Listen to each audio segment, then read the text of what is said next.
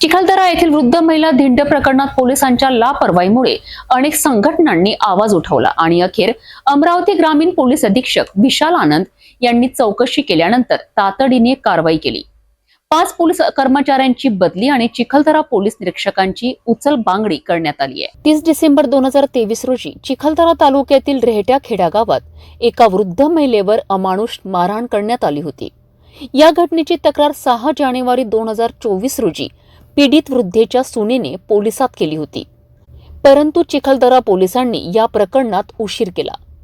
तब्बल 12 दिवसांनी आरोपींवर कारवाई सुरू केली आणि पोलीस पाटील बाबू जामुनकरसह 4 जणांना ताब्यात घेण्यात आले। या प्रकरणात पोलिसांची हयगय आणि अपूर्ण कारवाई यामुळे अनेक संघटनांनी तीव्र आक्षेप घेतला। अखेर पोलीस अधीक्षक विशाल आनंद यांनी चिखलदरा पोलीस निरीक्षक आनंद पितुरकर यांना पोलीस मुख्यालयात अटॅच करण्याचे आदेश दिलेत।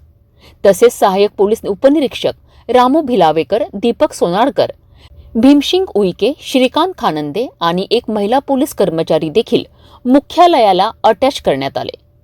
चिखलदरा पोलीस निरीक्षक पदावर प्रशांत मसराम यांची नियुक्ती करण्यात आली आहे।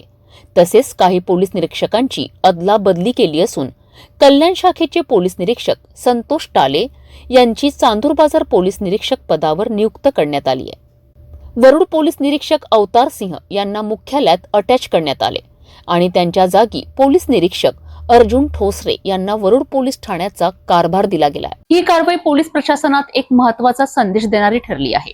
चिखलदरा पोलीस निरीक्षकांची बदली आणि इतर पोलीस कर्मचाऱ्यांवर कारवाई करून प्रशासनाने अपराधाची गंभीरता आणि पोलिसांच्या जबाबदारीची जाणीव दाखवली आहे।